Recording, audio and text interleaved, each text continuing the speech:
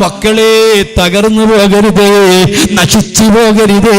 കുട്ടികളെ SSLC പരീക്ഷയും കഴിഞ്ഞിട്ട് സെന്റ് ഓഫ് എന്ന പേരും പറഞ്ഞിട്ട് സർവ്വ തോന്നിവാസങ്ങളും ചെയ്തിട്ട് കൂത്താടിയിട്ട് അനാവശ്യ പ്രവർത്തനങ്ങൾ നടത്തിയിട്ട് സൃഷ്ടിച്ച റബ്ബിനെ മറന്നിട്ട് ജീവിക്കുന്ന പെണ്ണുങ്ങളെ, ചെറുപ്പക്കാരെ, എന്റെ സ്നേഹനിധികളായ കുട്ടികളെ, നാളെ നിങ്ങളാ കബറിന്ന് എഴുന്നേൽക്കുമ്പോ അവന്റെ ചുണ്ടുണ്ടല്ലോ അത് വികസിച്ചിട്ട് പൊക്കിളിലെത്തിയിട്ടുണ്ട്, മേലെ ചുണ്ട് വികസിച്ച് മൂർധാവിലെത്തിയിട്ടുണ്ട്, നാവാണെങ്കിലോ തൂങ്ങിയിട്ടുണ്ട്, അതിൽ കേല വരുന്നുണ്ട്, അനങ്ങാൻ കഴിയൂല.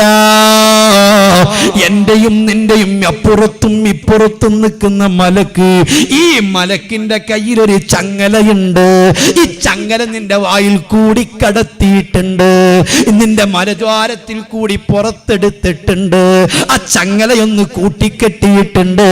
ഒരു മലക്ക് നിന്നെ വലിക്കുന്നുണ്ട്, മറ്റേ മലക്കിന്റെ കയ്യിൽ റിക്കാർഡുണ്ട്, ഈ എഴുതിയ റിക്കാർഡ് കയ്യിൽ പിടിച്ചിട്ട് നിന്നെ തെളിക്കുന്നുണ്ട്.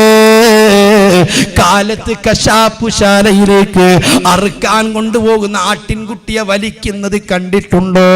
ആട്ടിൻകുട്ടിയെ കശാപ്പുകാരൻ വലിക്കുമ്പോ രണ്ട് കാലും അമർത്തി വെച്ച് നടക്കാതിരിക്കുമ്പോ പിറകിൽ നിന്നുകൊണ്ട് തെളിക്കുന്നത് കണ്ടിട്ടുണ്ടോ? മറന്നു പോകണ്ട. നിനക്ക് വിശ്വാസമുള്ള പണ്ഡിതനുണ്ടോ? നീ അംഗീകരിക്കുന്ന ആലിമുണ്ടോ? ആലിമിനോടൊന്ന് ചോദിച്ചാളോ. നേരത്തെ ഞാൻ പറഞ്ഞിട്ടുള്ള സൂറത്ത് കാഫിലെ വജാഅത്ത് കുല്ലു നഫ്സിൻ മഅഹാ സായിഖുൻ വശഹീദ്,